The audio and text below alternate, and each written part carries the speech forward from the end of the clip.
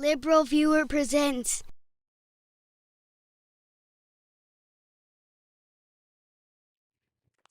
So, welcome to the June 5th edition, second anniversary edition of LiberalViewer Monday Media Mixup. Thanks for joining me. I'll be using the dozen best, most newsworthy clips I picked out from the Sunday morning news analysis shows from the big five corporate outlets of ABC, NBC, CBS, CNN, and Fox News, the so-called corporate media here in the United States, for what should be a really informative, educational, fair use media criticism and political commentary show for you all today. As you can see, my video title is Biden Keeps Winning. It's the second anniversary edition of my Monday Media Mix-Up, which I believe I started on June 7th, 2021. So this is the closest to the 2-year anniversary we're going to get. And I'll explain the Biden Keeps Winning title after my political comedy clips. I have two of them. It's slim pickings with the writer's strike. There's no actual professional political comedy going on, like from Saturday Night Live or, God forbid, Bill Maher. And although I guess Bill Maher doesn't believe in God, so God can't forbid Bill Maher, but that wasn't political comedy. These next two clips are political comedy. I have two, so it's a second bonus political comedy clip. The second one, both these clips are like previews of upcoming issues that I'm probably going to end up covering in the next several weeks. One is pending Supreme Court cases. And at the very beginning of this first clip, you'll see several cases that are going to be decided in the next month. And then Dahlia Lithwick tries to make a joke about Chief Justice John Roberts' stand on ethics, although it's actually really his stand on ethics that's kind of a joke, and I'll talk about that a little more after we watch that first political comedy clip together over here. Ooh, the end of the session is going to be lit. I want to get you on one more thing, Dahlia.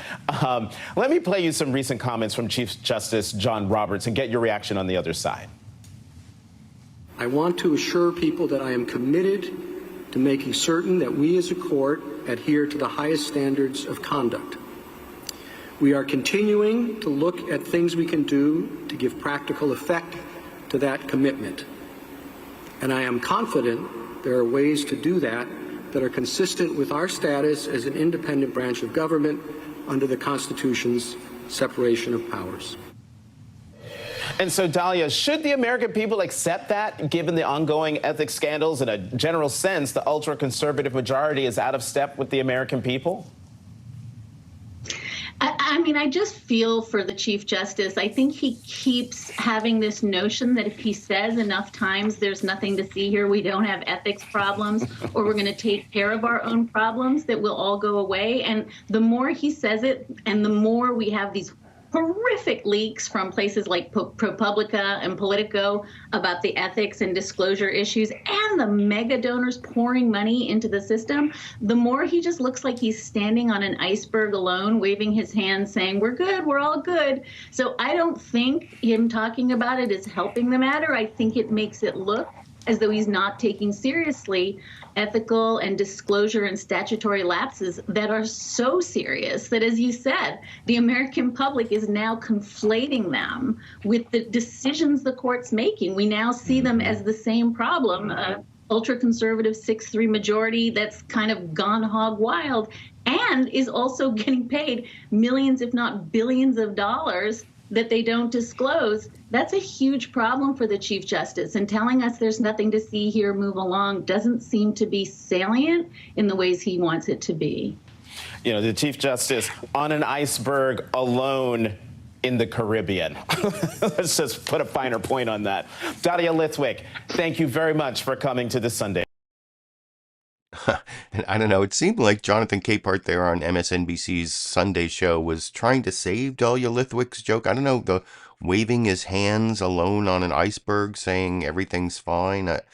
That's kind of, I don't quite understand that metaphor, but I think it was supposed to be a joke. And then the iceberg all of a sudden in the Caribbean, that doesn't even make sense, but whatever. That was like, I thought I'd give Dahlia, you remember last week I had two Dahlia Lithwick jokes I started with, but of course the real joke is that the Supreme Court can just police its own ethics, and there's no problem with the ethics on the Supreme Court. And that may be an issue that's upcoming, but what's really the upcoming issue, you might have seen the slide at the very beginning of that clip. These are all pending Supreme Court rulings sometime in the next month. And I may be covering these on upcoming shows: voting rights, affirmative action, immigration, LGBTQ rights, free speech, elections, student loans, religious rights. So there are some upcoming issues that were kind of presaged by the political comedy clip there. And then the second political comedy clip is on the issue of the Russian invasion of Ukraine, which apparently Ukraine is about to start this big counteroffensive, which I assume is going to be a topic in upcoming Monday media mix-ups. But Antony Blinken, Secretary of State, in this clip edited together by ABC's This Week with George Stephanopoulos, sick burn on Russia. This is a much better joke that I'll talk about a little more after we watch that clip together over here. When you look at President Putin's long-term strategic aims and objectives, there is no question Russia is significantly worse off today than it was before its full-scale invasion of Ukraine. Militarily, economically, geopolitically. The Kremlin often claimed it had the second strongest military in the world, and many believed it. Today, many see Russia's military as the second strongest in Ukraine. Secretary of State Antony Blinken outlined. Sick burn on Russia. That's actually not a bad joke. I think that's a well-constructed joke there. Like, we used to think Russia was the second biggest military in the world. Now it turns out it's just the second strongest military in the world. Now it's the second strongest in the Ukraine. I don't know. I like that joke. You can let me know what you think down in the comment section. And now I'm going to explain the title. Oh, one other thing, keep watching to the end. I don't know if all of you heard, but on Meet the Press, Chuck Todd announced yesterday that he's leaving Meet the Press. I know everyone's going to be heartbroken because there were so many Chuck Todd fans amongst my viewers here, but he's leaving Meet the Press in September, giving it over to Kristen Welker. And if you look in the video description, I have short summaries of all of the clips I'm showing you. That is clip number 12. That's the final clip I'm going to show you, and I'll talk a little bit more about Chuck Todd and his sort of he's not leaving now, but his like farewell address, or his like farewell announcement kind of, that was at the end of Meet the Press, and I'm going to show that instead of his newsmaker clip. For the rest of the newsmaker clips are going to be about who won the debt ceiling fight that I was talking about last week, whether Biden won, and why did I say Biden keeps winning as the title of my video? Well, for my longtime viewers, you may remember, like, as early as March of 2021, I was making videos in my Sunday clip roundup. You may remember these from, I think this is March 7th and 14th, if I got these right. Sunday clip roundup 411 and 412. 412, I was asking, is this Biden's last win in Congress? Back in March, that was the reconciliation bill where they had the last COVID package, like the only thing they could do with just Democrat votes and not having to deal with the filibuster in the Senate. And, oh, look, Joe Manchin Rules America was right before that, because Joe Manchin was involved in that. Joe Manchin is like making out like a bandit in all these deals. And I'm going to have a Joe Manchin clip from Fox News Sunday. That's one of the newsmaker clips I'm going to show you. But then you may remember from August of last year, around the time of the Inflation Reduction Act, which was the remnants of Biden's Build Back Better bill, I was also saying, is this Biden's best week, back in August 2022? And strangely enough, it also came right after Joe Biden and Joe Manchin made a big deal on climate change and drug prices. That was the Inflation Reduction Act. And it seemed maybe back in August 2022 that Biden had all of the victories he was going to get. He wasn't going to keep winning or getting any agenda through Congress, and especially after the midterms. And then it turns out this debt ceiling deal did not roll back much of Biden's agenda. had very modest spending cuts. Well, I'm going to show you some clips talking about who won, and I'll explain why I think the Democrats and Biden won more than the Republicans. But the point I'm making about Biden still winning is, and you'll see this in the NBC News Meet the Press news summary, the second of the news summaries I'm about to show you. Here's like Chuck Todd standing next to a list of some of the things that the Infrastructure Investment and Jobs Act, that was the bipartisan infrastructure deal. This is in addition to the big COVID relief package I was talking about from March of 2021, and in addition to the Inflation Reduction Act from August 2022. Then there's the Safer Communities Act, Chips and Science Act, Respect for Marriage Act, and then this debt ceiling deal that they're calling the Fiscal Responsibility Act. So Biden has actually had a lot of accomplishments, way more than I expected based on those videos I showed you from March 2021 and August 2022. And I'm going to show you the news summaries that dealt with that in various ways, and then the newsmaker clips that all deal with that before I get to Chuck Todd's announcement that he's leaving Meet the Press as the final clip. The first news summary, though, is ABC's This Week with George Stephanopoulos, which actually, I'm not sure it really, it talked a little bit about Biden getting this deal through and how it sort of tees up his reelection strategy as a bipartisan deal maker. But it really concentrates on the growing field of Republican presidential candidates, which is covered in several of the news summaries, especially Fox News. But I think ABC concentrated too much on it, and I don't know if it's because they have Vivek Ramaswamy as their exclusive guest this week. Maybe that's why, but I'll talk about that a little more after we watch this longest of the news summaries from Martha Raddatz and Rachel Scott on ABC yesterday together over here. Good morning and welcome to This Week. As we come on the air this morning, the fight for 2024 is in full swing. President Biden is using the bipartisan deal to raise the debt ceiling and cut spending as a preview of his 2024 reelection message, touting his ability to compromise with Republicans in a Friday night Oval Office address, the first of his presidency. Signing the bill on Saturday to avoid an unprecedented U.S. default, Biden adding to a list of legislative accomplishments while vowing to advance key Democratic priorities. All of this as the list of Republican contenders aiming to oust him keeps growing. The crowded field of White House hopefuls swept through Iowa this week, meeting voters and sharpening their messages as several more candidates, including former Vice President Mike Pence and former New Jersey Governor Chris Christie, prepare to enter the race. But can any of them catch up to former President Donald Trump and his commanding lead in the polls? ABC's senior congressional correspondent Rachel Scott starts us off from Des Moines. Good morning, Rachel. Martha, good morning to you. And consider Iowa the starting line. The Republican road to the White House goes right through this state. And this was the first time that so many Republican candidates all shared one stage. But notably absent, the frontrunner in this race, former President Donald Trump. How's the great state of Iowa? It's the unofficial kickoff of the Republican primary season. 8 White House hopefuls descending on Iowa for Senator Joni Ernst's Roast and Ride rally.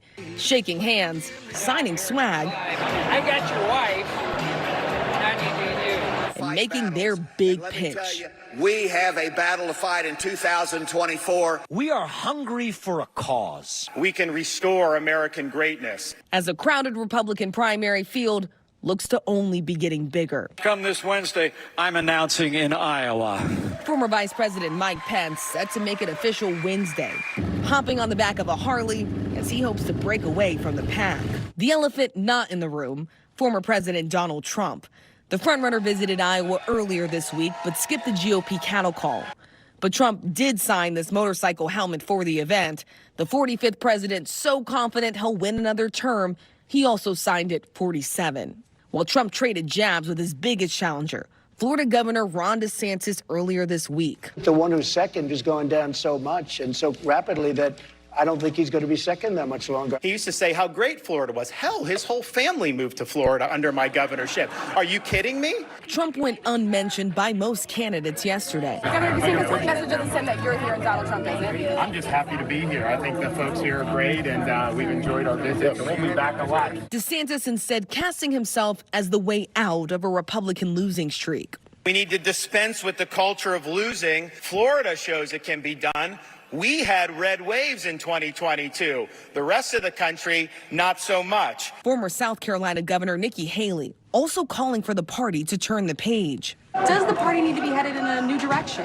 You know, I think the party needs a new generational leader. We've lost the last 7 out of 8 popular votes for president, and that's nothing that we should be proud of. Just one Republican took Trump on by name. Long shot candidate Asa Hutchinson, the former governor of Arkansas. Does having more candidates help or hurt? Well, it first sends a signal that when you're having these national leaders, they're saying we need a different leader than Donald Trump. You know, that's a pretty powerful message. Many Iowans are still all in on the former president. Still, right here, he's the man to clean the mess up. But others are keeping their options open. Have you made up your mind on who you will support in 2024? I have not. I am still looking. We've got a strong field, and I'm still looking at all the options. Are you undecided at this point? I'm undecided. Yeah, I'm kind of undecided. I need to hear what they all have to say. You know what? They all have good ideas. So to be fair, why decide in the beginning? Winning those undecided voters is a major challenge for these candidates. I'm well known, but we don't think we're known well. I mean, most people know me as vice president, as a loyal lieutenant standing beside the president. Iowa's kingmaker and Saturday's host, Senator Joni Ernst, telling me voters' openness is a signal the GOP nomination is still up for the taking. They really take this very seriously. So this is not flash in the pan. They want to carefully vet all of these candidates that are coming through the state.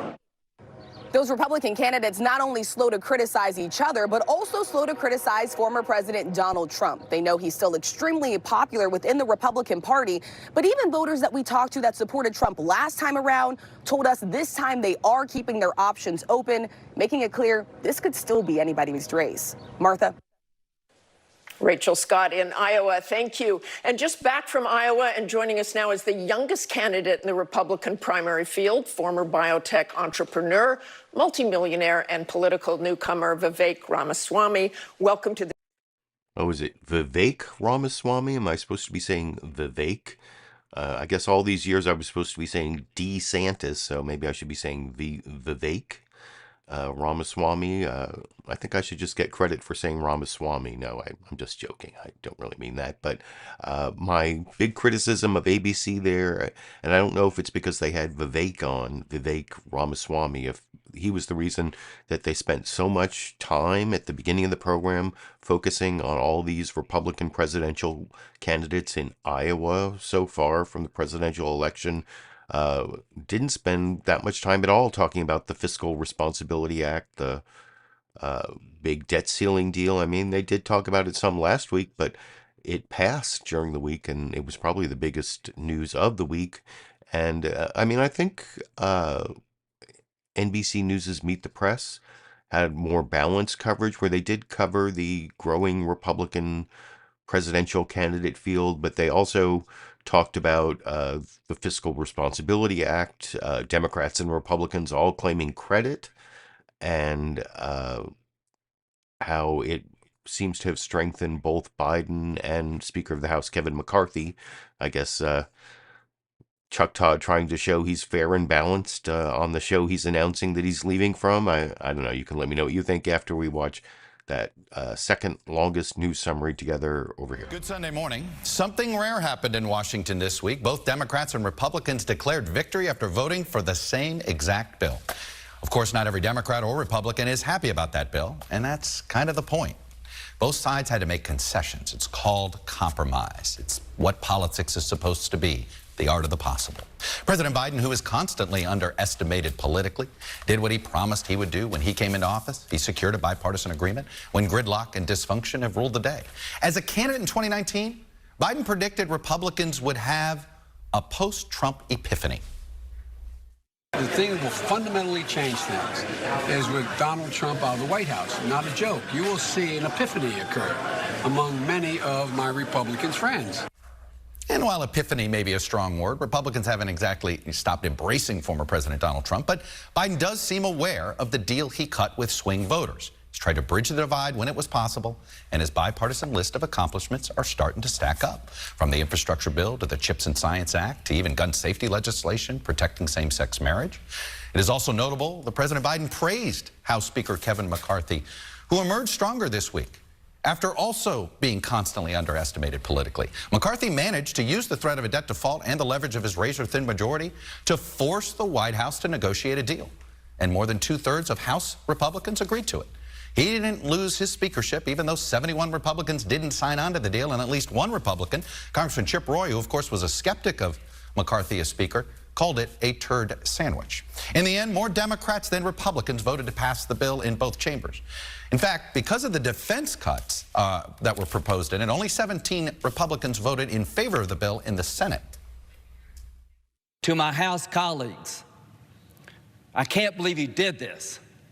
To the Speaker, I know you got a tough job. I like you, but the party of Ronald Reagan is dying. But what didn't happen is also worth noting. Republicans didn't destroy the economy. Progressive Democrats didn't tank this deal. Republicans didn't destroy the Biden agenda, and House Republicans didn't get rid of Kevin McCarthy. They walked away with a pretty modest $1.5 trillion in projected savings, and that's on the most optimistic end of the spectrum. So with the threat of default now gone until the next election, President Biden believes he has an accomplishment he can now run on in 2024. I know bipartisanship is hard, and unity is hard, but we can never stop trying. Because in moments like this one, the ones we just faced, where the American economy and the world economy is at risk of collapsing, there's no other way. And joining me now, Democratic Senator Joe Manchin of West Virginia. He voted in favor. And I will have a Joe Manchin clip, but it's actually going to be from Fox News Sunday, not from Meet the Press. Instead, like I said, the final clip I'm going to show you is Chuck Todd's announcement that he's leaving Meet the Press in September. And I'll talk about that when I get to clip 12. But we are now 2 news summaries down, 3 to go, although the middle news summary is not really news because it's from Fox News, which isn't really news. As we all know, it's a propaganda outlet of the Republican Party, which is what Roger Ailes created it to be, as detailed in the book The Loudest Voice in the Room by Gabriel Sherman, right over there. But it's kind of interesting watching Fox try to hedge their bets in terms of Trump versus non-Trump. I mean, it's pretty clear that Rupert Murdoch and the people at Fox are like hoping Trump isn't the nominee, and they're like giving every avenue to the other candidates to defeat him. But they're also not going to allow Trump's real crimes and misdeeds to be aired in any great detail. You'll see CNN State of the Union news summary coming up actually talks about some of Trump's legal troubles in the news summary. That, of course, isn't here on Fox News. They spend most of their time talking about the Republican field of presidential candidates getting bigger. They talk about this whole Iowa ride and roast or whatever it is. For some reason, they say, I saw this like for several days, they kept saying Mike Pence is the only one who actually rode a motorcycle with Joni Ernst, the senator from Iowa, who hosted the whole thing. I don't know why. Is Mike Pence like a Fox News darling? I don't know. But one thing that's kind of weird about this is they spend a lot of time talking about a Trump tweet congratulating Kim Jong-un, the dictator in North Korea, for North Korea getting appointed to the World Health Organization executive board or something like that. And I don't know, is that praising Kim Jong-un by congratulating him? Is that praise? Because Rich Edson does this news summary with Shannon Bream, and they cover a lot of the criticism of Trump from the other candidates, like I was saying before, that, you know, they're kind of hedging their bets, hoping it's not Trump. And they start off like quoting people saying that it's praise of Kim Jong-un, but later on in the news summary, Rich Edson actually says it is praise. And I don't know, is that praise? I'm not sure it is, but they also don't mention that in the tweet from, or it's actually a Truth Social post, I guess, from Trump, he misspells Kim Jong-un. Like the Jong has an O, not a U. It's not like Carl Jung. He's not like Carl Kim Jong-un or whatever, but that's how Trump spells it. Never pointed out. There should be like a little sick, S-I-C, but it's not there. And anyway, I'll talk a little bit more about the Fox News non-news summary. Oh, and it also talks about, like, it kind of gives Biden credit for this deal, but mostly like blame. It's more like Biden gets the blame for the debt ceiling bill, like the backlash from the left, the backlash from the right. It's all because of Biden, I guess, in the news summary, non-news news summary. I'll talk about with you a little more after we watch it together over here. Hello from Fox News in Washington. Nearly every single Republican presidential candidate descended on Iowa this weekend, hoping to build goodwill in the nation's first 2024 caucus state. Florida Governor Ron DeSantis, who was in his first full week of campaigning, aims to define himself and to redefine his biggest rival, former President Donald Trump. DeSantis joined Mike Pence, Nikki Haley, Tim Scott, and many more in kicking off the critical summer campaign in Iowa. In a moment, we'll speak with the governor helping introduce them to Iowans, not as a kingmaker, but certainly as a key player, Iowa's Republican Governor Kim Reynolds. But first, correspondent Rich Edson has this report on how the candidates are jockeying for headlines. For Republicans, it all begins with Governor Kim Reynolds' state. Iowa is the first contest in the Republican presidential nominating process. The caucuses are early next year. GOP candidates are already campaigning in the state. Florida Governor Ron DeSantis launched his first campaign tour in Des Moines Tuesday and ripped chief rival and frontrunner, former President Donald Trump. We also recognize there are a lot of voters just aren't going to ever vote for him. We just have to accept that. Trump also courted Iowa voters at several events and intensified his criticism of DeSantis. You don't want him. You don't want him as your president. Most of the GOP field spoke at Senator Joni Ernst's annual Roast and Ride fundraiser. Former Vice President Mike Pence is the only one who joined Ernst in the ride portion.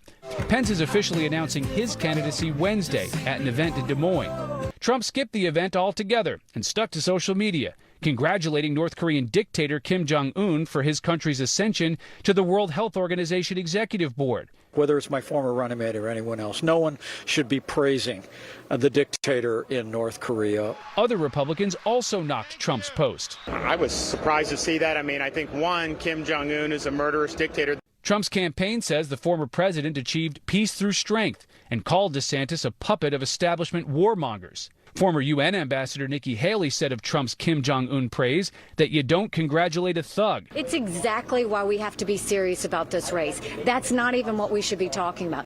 It's now a hallmark of American presidential politics. Iowa, motorcycles, the politicians, and the news correspondents who ride them, and those who don't.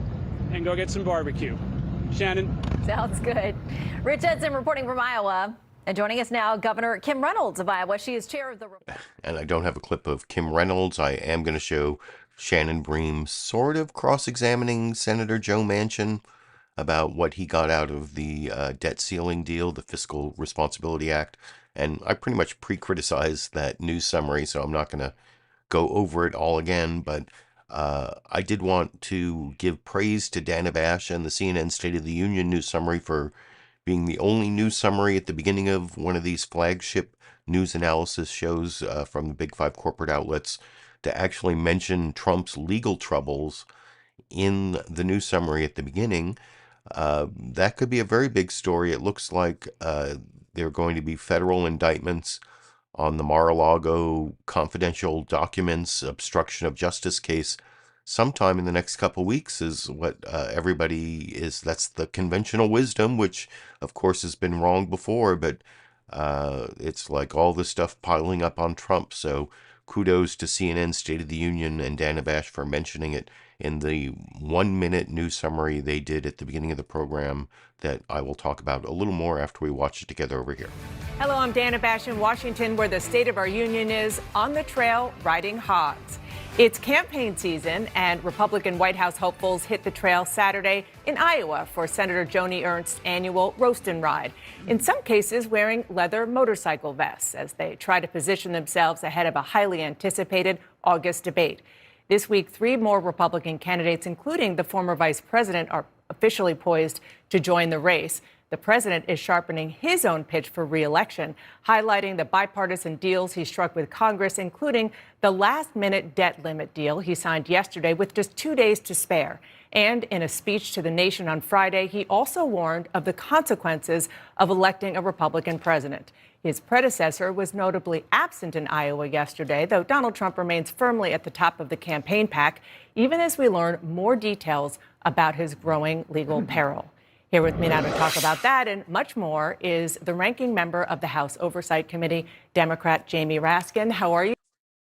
And I don't have a clip of Jamie Raskin. The CNN State of the Union clip I'm going to show you coming up is Dan Abash talking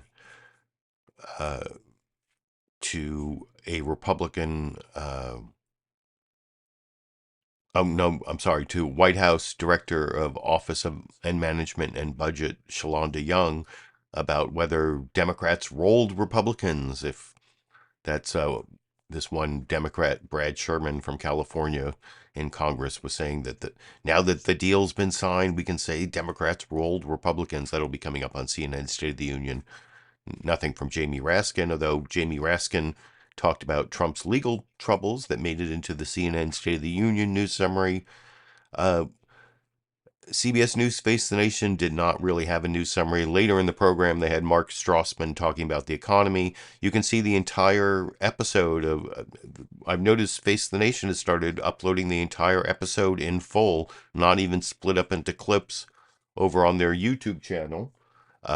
So yeah, down at a link in the video description under sources, you can see the entire Face the Nation program if you want.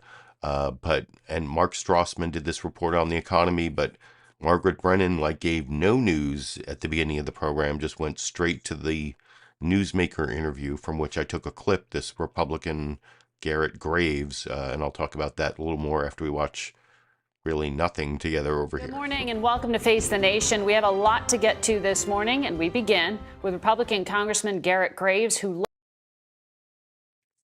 And yeah, Garrett Graves was one of the chief negotiators in the House on behalf of the Republican majority for this debt ceiling deal, and I'll show you his claim that Republicans won, and that will be right after I show you CNN's Dan Abash talking to the White House Director of OMB, Shalonda Young, about whether Democrats really won.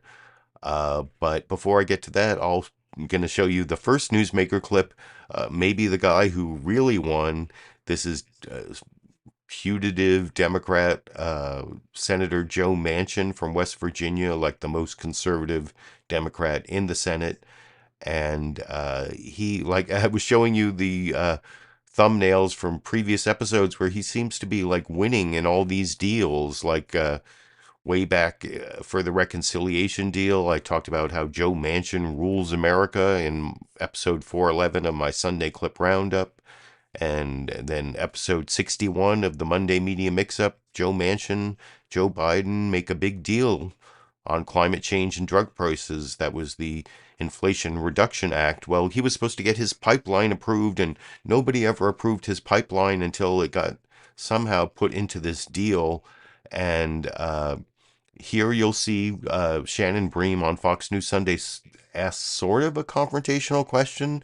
I mean, it's an important question that, Joe Manchin got this deal in about this pipeline that goes through West Virginia, but it also goes through Virginia, and Senator Tim Kaine, the senator from Virginia, wasn't happy about that, and he talked about how, a bunch of people are losing their property rights.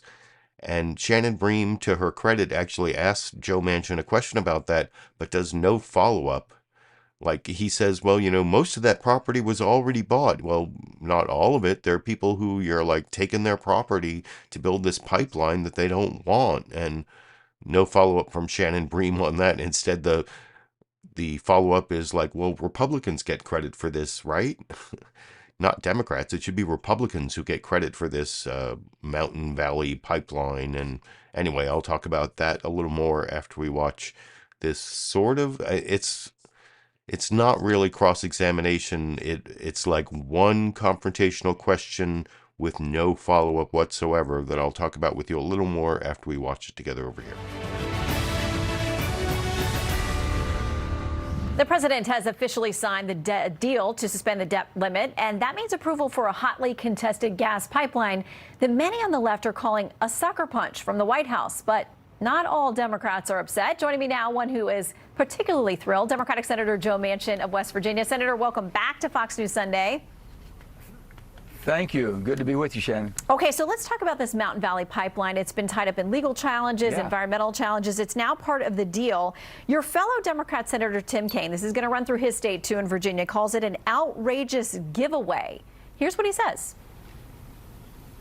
My colleague and friend Joe Manchin thinks this is good for West Virginia, but I think forcing Virginians who don't want to give up their land to have to give up their land under eminent domain for something that will do them no good whatsoever, Congress shouldn't be forcing them to do that. He says this is going to hurt his constituents in Appalachia who have nothing but their land. So what's your message to those folks?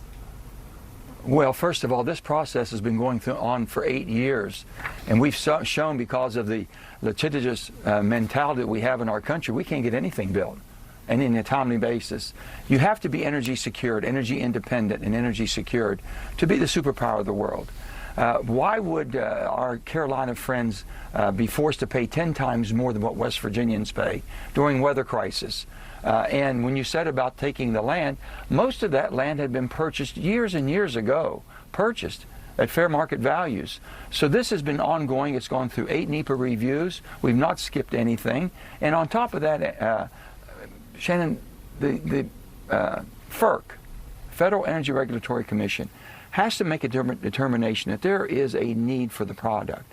The federal government, under this administration, Jennifer Granholm said, this is of national interest. It's of national interest because we need this energy in the market. 2 billion cubic feet a day, and there's not another project in America that could do it. So finally, we're going to finish it. 94% is already built, Shannon. 94% out of 303 miles. We only have 20 miles to finish. It'll be up and running by January of next year. Okay, so there is a debate about who gets the credit for this thing finally getting done. Wall Street Journal says this. Manchin said he voted for last year's Inflation Reduction Act in return for a promise by President Biden and Leader Schumer to pass permitting reform that would include expedited approval of the Mountain Valley Pipeline. He got nothing from his fellow Democrats, but now Republicans have come to his rescue by liberating the pipeline from green purgatory. You're welcome, Senator. That's what they say. So how much credit do you give Republicans for getting this across the finish line? Oh, I say thank you. Absolutely a big thank you for Kevin McCarthy and his leadership team, my Republican colleagues in the Senate, all of us. I've spearheaded this thing from day one. And like you said, I've taken the spears too and all the bullets. But the bottom line is it's people come to realize this administration, under Biden's administration, realized energy security is needed in our country. We realized that we had to help our allies with more LNG. This does that. We realized that basically Republicans have all wanted permitting. It became a political football last year. We took it out of that arena, and now good policy has finally come through. And everyone can, as they say, when you win, it has many fathers. When you lose, it's an orphan.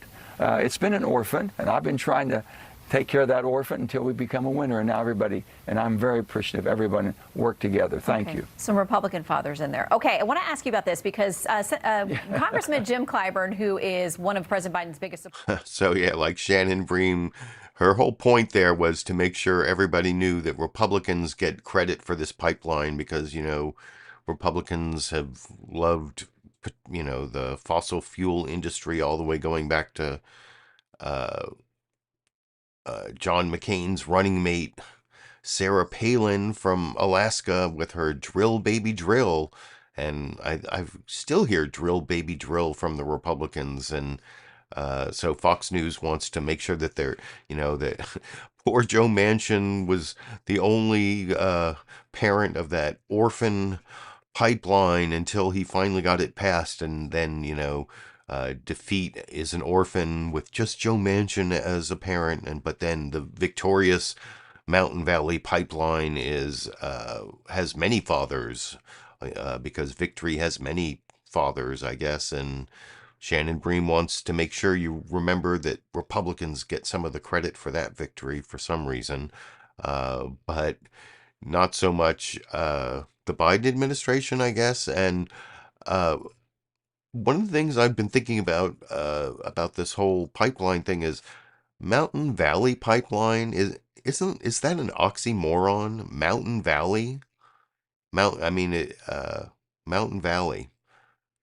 That aren't those opposites? Isn't Mountain Valley an oxymoron? Is this just like a made-up pipeline? No, where did Mountain Valley come from? But anyway, that just occurred to me while I was watching the clip. So you can let me know what you think about that in the comment section. And now I'm going to show you first the White House Director of Office of Management and Budget, Shalonda Young, answering a question from CNN's Dana Bash about whether Democrats rolled Republicans in this debt ceiling deal, the Fiscal Responsibility Act.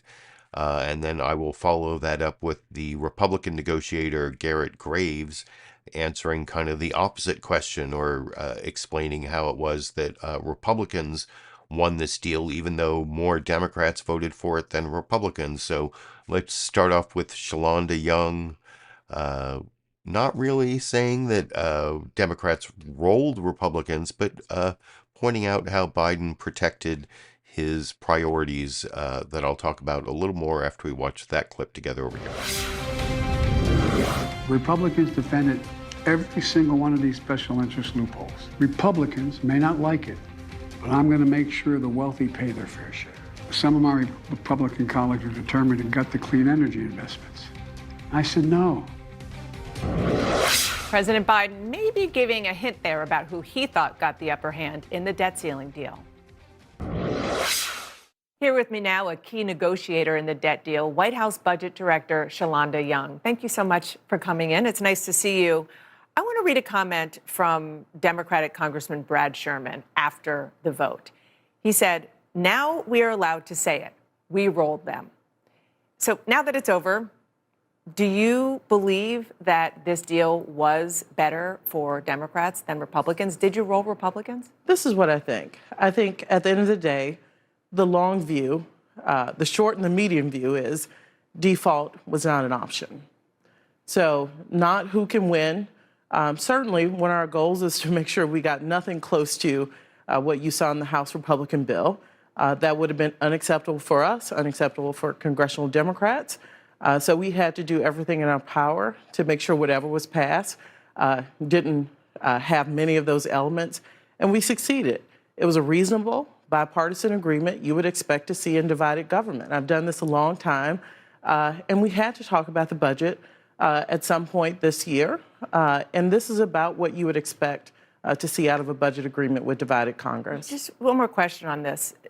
What the congressman was very clearly suggesting is that Democrats intentionally downplayed enthusiasm about how good you all thought this deal was in order to give Speaker McCarthy some cover and allow Republicans to frame it as a win.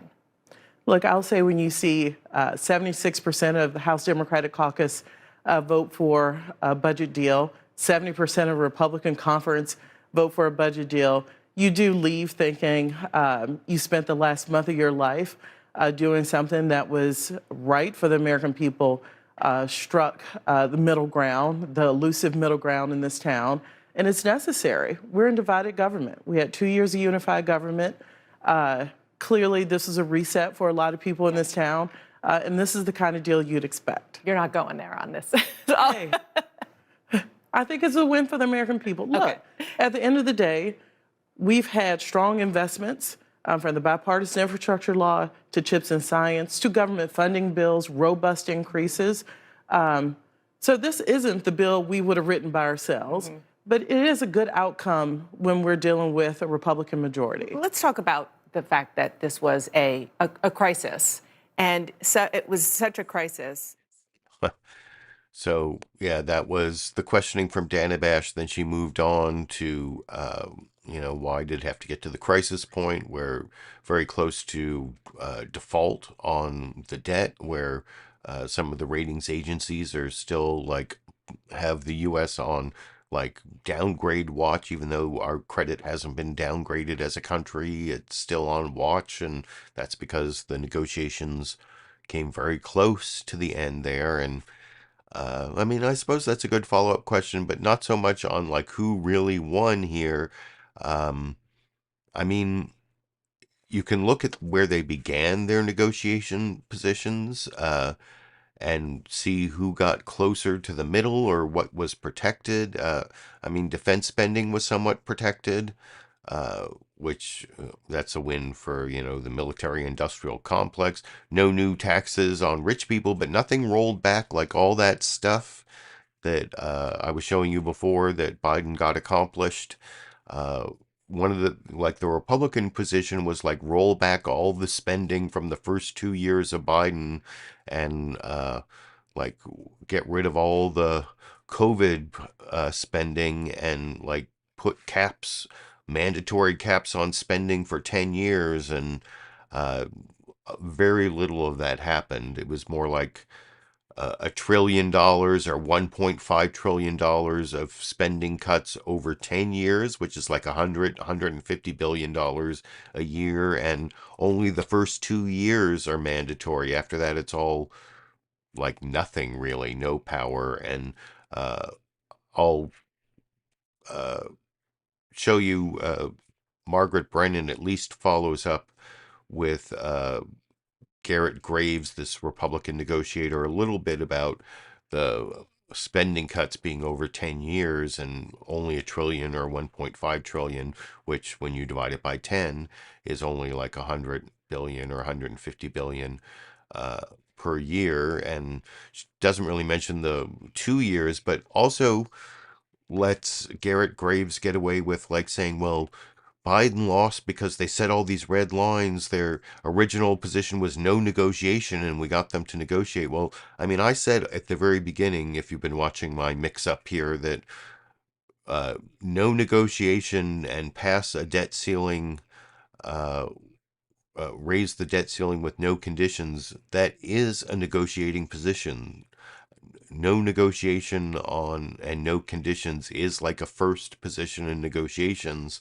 That, it's a hardline position, but just because you move from there, that doesn't mean you lost. What matters is where you ended up. And I don't think Margaret Brennan really follows up enough on that, but I'll talk about that a little more after we watch this 1-minute newsmaker clip together from CBS News's Face the Nation yesterday together over here. Well, more Democrats than Republicans actually voted for the deal that you negotiated, and it leaves largely intact most of the president's economic agenda.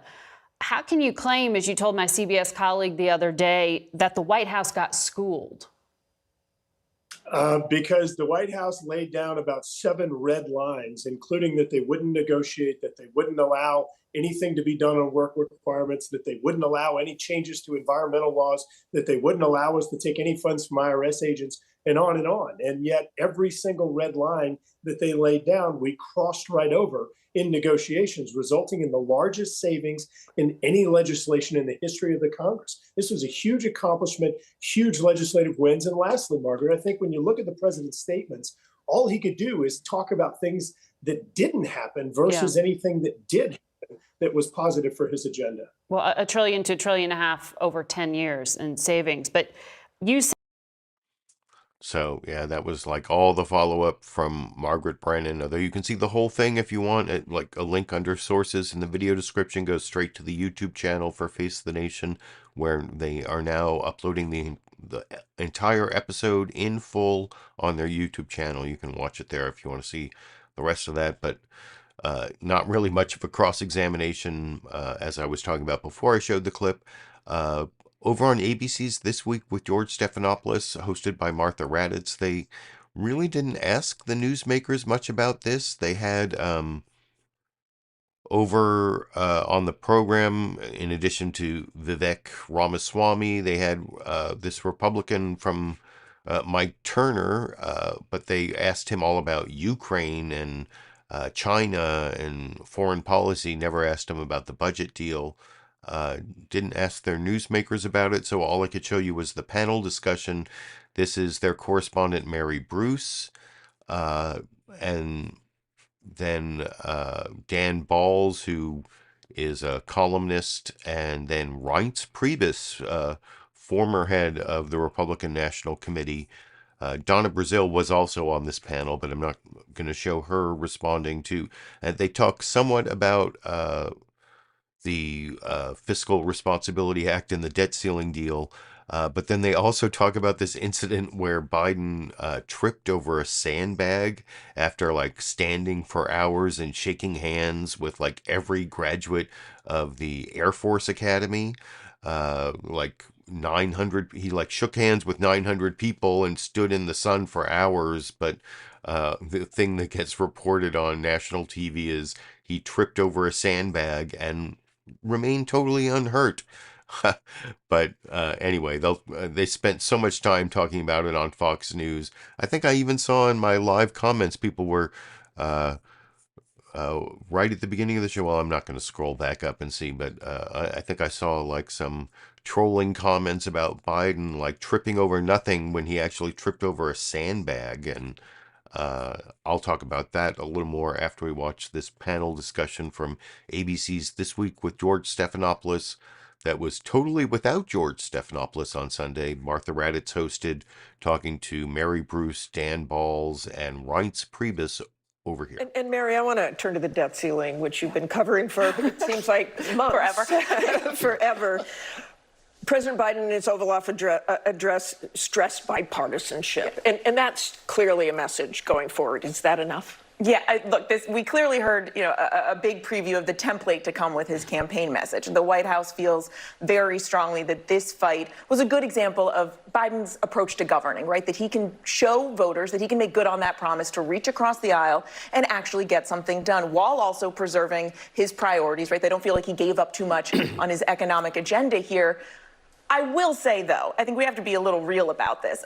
Negotiating a bipartisan deal when the global economy is on the brink of disaster is a little bit different than arguing, as we have seen the president and the speaker do, that you've seen a change in Washington. Yeah, I wouldn't hold your breath for a lot more of these kind of bipartisan kumbaya moments going forward. And Dan, of course, whatever message the White House wants to give out, and having the president in the Oval Office this week, we saw an image that stayed with a lot of people, and that is the president falling down after that Air Force commencement speech. How does that play? We talk about this every week, that voters are legitimately concerned about President Biden's age. Two things, Martha. One is we know that most Americans have no enthusiasm for a rematch between the former president and the current president. That's point one. But it doesn't mean that if that is the rematch, that people will not, in a sense, take traditional sides, that they will move to the red camp and the blue camp. Age is certainly a factor for both men, but more so for the president because he's older and because he has shown some signs of that aging. But I think in the end, people will not necessarily make their decision on that. They're going to make their decision on what each candidate who's the nominee is offering the country and the arguments between the two about the dangers of the other becoming president. And I think ultimately we get down to that in the final stage. But as the president has said, age is an important issue, and voters should be thinking about that. A quick thought from you there, Reince, just to wrap it up. Oh, well, look, I think as to the debt ceiling, the most predictable thing, it's predictable as the Detroit Lions not making the Super Bowl. I think Kevin McCarthy did a great job, both sides, to say that they can win. But to Dan's point, you have to imagine that both parties are in a huge room, and they're talking to each other about who they want to emerge from that room. It's not the media. It's not people in the middle. It's not people reading necessarily all the things that you're all reading. And most likely you're going to get the people that, at this point, that Dan's referring to, the president and the former president. Okay, and we'll have to wrap it up there. Thanks to all of you. Coming up, drone strikes. Both parties are in a huge room. What was Reince Priebus talking about there? I mean, the fact that it's probably going to be Biden versus Trump, that's probably true. And that was sort of the subtext of all those coverage about the growing field of Republican presidential candidates. Well, like the more candidates, the more likely it is going to be Trump because so many of the Republican primaries are winner take all. So if there are like 10 candidates and Trump can keep his 30, 35, 40% or whatever, and all the rest of the candidates split into single digits, well, he's going to get all the delegates and he's going to be the nominee, and seems to be the most likely outcome. Kind of like Reince Priebus was saying, but I don't know what he was talking about. Everyone's in a big room. That seemed like some sort of weird dream he had. But otherwise, my big criticism of ABC's This Week with George Stephanopoulos is that was really their main discussion of who won the debt ceiling fight and the Fiscal Responsibility Act. Not much, like I said, in terms of newsmakers. The news summary was totally skewed towards the Iowa Republican presidential candidate soiree in, with the ride-in roast or whatever. And I don't know why they didn't spend more time on, what actually happened to avoid the debt ceiling crisis. But they did talk about Ukraine, and I showed that clip of Antony Blinken in the intro to the Ukraine segment. They also talked about the impact on transgender kids of this anti-transgender hate that has been bubbling up in the Republican Party so violently lately. And so I have to at least give kudos to ABC for doing that. But I don't think they covered my main topic very well, is the point I was trying to make. If you want to watch all of ABC's This Week with George Stephanopoulos, there's a link under sources in the video description to all the sources of my videos, my video clips. I'm not sure what rigmarole you have to go through to actually watch. You might have to link to your cable provider or create an account on, I don't know what, but ABC Go, and then they'll let you watch it. Or anyway, that is not something you need to hear from me anyway. And the final clip, I'm finally at the last clip, which is not on my main topic. This is the 3-minute 30-second prequel to the main farewell from Chuck Todd. I guess sometime in September we'll get his real farewell, but in some ways this is his real farewell, because this is his announcement that his days are numbered on Meet the Press, and he says multiple things I don't really agree with, although I feel kind of bad because he talks about how he wants to spend more time with his family and he's missing stuff with his family, and I think that's totally an important value. And the last 2 weeks I've been criticizing Chuck Todd for how he seems to have pre-recorded Meet the Press the last 2 weeks. There was last week they were talking about how the debt ceiling deal was still up in the air after there was a deal made on Saturday, but on the Sunday Meet the Press they were already or they had looked like they had pre-recorded before the debt ceiling deal happened. And then the week before that, it was no cognizance of the Biden press conference at the G7 summit in Hiroshima, Japan, and the offering F-16s to Ukraine. It was the only news program that was behind there was no breaking news. 2 weeks ago it was all about the Supreme Court. And so yeah, Chuck Todd has been totally not showing up for work on Sundays the last 2 weekends, and then this weekend he comes out and says he's leaving, and part of the problem is he's always working and has no time for his family. So sorry about that, Chuck Todd, but and then of course he ends this announcement by saying something that's totally not true, that I'm always talking about how it's not true on Meet the Press. My longtime viewers know what it is he says, but I'll talk about it a little more after we watch that final clip together for the program tonight. Over here. Welcome back. I have a personal announcement. Well, today is not my final show. This is going to be my final summer here at Meet the Press. It's been an amazing, nearly decade-long run. I'm really proud of what this team and I have built over the last decade, and frankly, the last 15 plus years that I've been here at NBC, which also includes my time as political director. I've loved so much of this job, helping to explain America to Washington and explain Washington to America. When I took over Meet the Press, it was a Sunday show that had a lot of people questioning whether it could still have a place in the modern media space. Well, I think we've answered that question and then some. We've taken Meet the Press from a single Sunday show to a distinct and important political franchise. From our daily show, Meet the Press Now, our magazine show, Meet the Press Reports, to our newsletters and podcasts, we've successfully expanded what makes Meet the Press special on Sundays to make it special no matter the topic or where it airs or when it airs.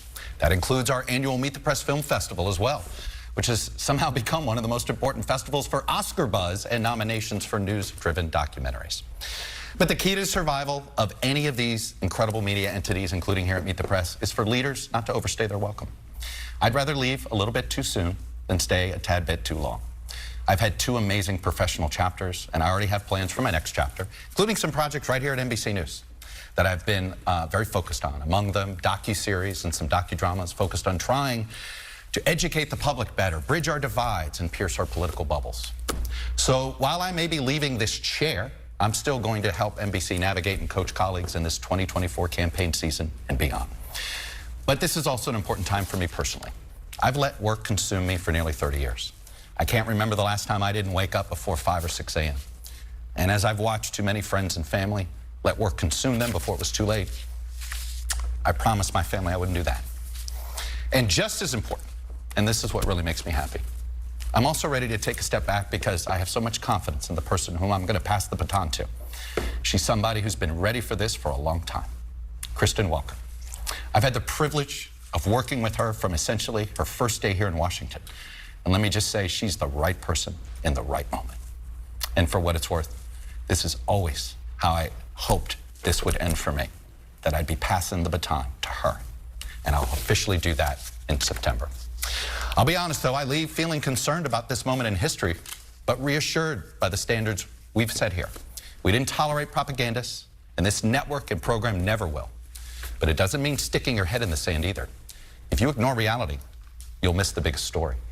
Being a real political journalist isn't about building a brand. It's about reporting what's happening and explaining why it's happening and letting the public absorb the facts. If you do this job seeking popularity, you are doing this job incorrectly. I take the attacks from partisans as compliments, and I take the compliments from partisans with a grain of salt. The goal of this and every Meet the Press episode is to do all of the following in one informative hour. Make you mad, make you think, shake your head in disapproval, and nod your head in approval. If you do all of that in 1 hour of this show, we've done our job. So again, this isn't goodbye, but know this, no matter who sits in this chair, if it's Sunday, it's Meet the Press. So yeah, he ended by saying, if it's Sunday, it's Meet the Press, which is the motto of the Meet the Press show, apparently, which, as I pointed out many, many times over the years, it's a lie. Should a news analysis program actually have a lie as their motto? Because there are several Sundays every week, or I'm sorry, several Sundays every year when Meet the Press is like preempted for tennis or golf or who knows why, or they usually give a reason, but Meet the Press is not on every Sunday. So the motto, if it's Sunday, it's Meet the Press. Are those going to be the last words that Chuck Todd says as the host of Meet the Press? And is there any chance Kristen Welker will like kill the dishonest motto of the Meet the Press program? I don't know. The other criticisms I have there, other than ending on that, Chuck Todd talked about how he spent all this time like expanding the Meet the Press brand. You know, it's not just Meet the Press on Sunday. There's like Meet the Press Daily, Meet the Press movies that are like now part of the Oscar buzz. And like one of his big successes was he expanded the Meet the Press brand, but then later in his farewell prequel, I guess, he says, oh, but being a journalist is not about building a brand. So why did you spend all that time giving yourself kudos for building a brand if it's not about building a brand? He talked about like taking attacks from partisans and compliments from partisans, but I mean, I'm kind of in a partisan way, I'm probably more on Chuck Todd's side in terms of his politics than being a partisan against him. But I've never been a big fan of Chuck Todd. I mean, I've never been as huge a critic. I've never been a Chuck Todd hater like some people. I mean, I think he is like trying to do a good job. He's, he is doing what he can do. He just is missing some skills. I think he is. I mean, there's always a trade-off on these shows. I've talked about this so many times over the years about like, should I try to ask as many questions as possible of the newsmaker, or should I like try to get the newsmaker to answer the question I'm asking? And he just erred way too far on the side of asking all the questions he was prepared to ask and not spending enough time listening to the answers and then like following up based, to like do better cross-examination based on what they said. That was always my big criticism of Chuck Todd. And also he said he was like, I want to leave too early, not too or not too late. I don't know. Is he really leaving too early? I'm sure not many of my viewers think so, and I'm not sure where he like gets the hubris to make that claim. And anyway, that is my discussion of Chuck Todd's announcement that he will be leaving Meet the Press in September. It just makes me think about Tim Russert, and we should all just be thinking more about how we miss Tim Russert. For those of us who've been watching Meet the Press in the before times, before Chuck Todd, I never really hated Chuck Todd. I was never really a fan of Chuck Todd. I think he was trying to do a job that he had some skills for, but not some other important skills. And maybe I'll have some more to say about that when Kristen Welker takes over in September. But until then, or actually until next Monday, when I'll be back with my Monday Media Mix-Up, or until I have some other reason to upload a video, thank you all for joining me. I guess I should say the live viewers along the way. I was glad to see some of my regular live viewers. And if you're a recorded show viewer and you disagree with something I said, I will probably have some time this week to respond to criticisms of the video from live or from recorded show viewers. If you want to post them there, I'll be looking for those. I always like to get in arguments with my recorded show viewers in the comment section, because the live show viewer comments go by too fast while I'm doing all the work of putting the show together and broadcasting it.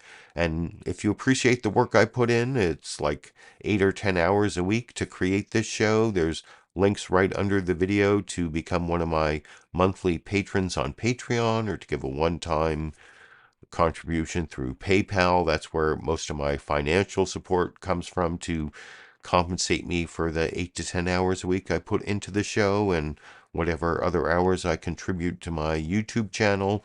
And anyway, I'll be doing this Monday Media Mix-Up all the way through January 2025. This is the 2-year anniversary of Monday Media Mix-Up, and I guess there will be another year and a half at least. And anyway, until next Monday when I do this live stream, or unless I have some other reason to upload a video, I guess I will be seeing all of you around the internet.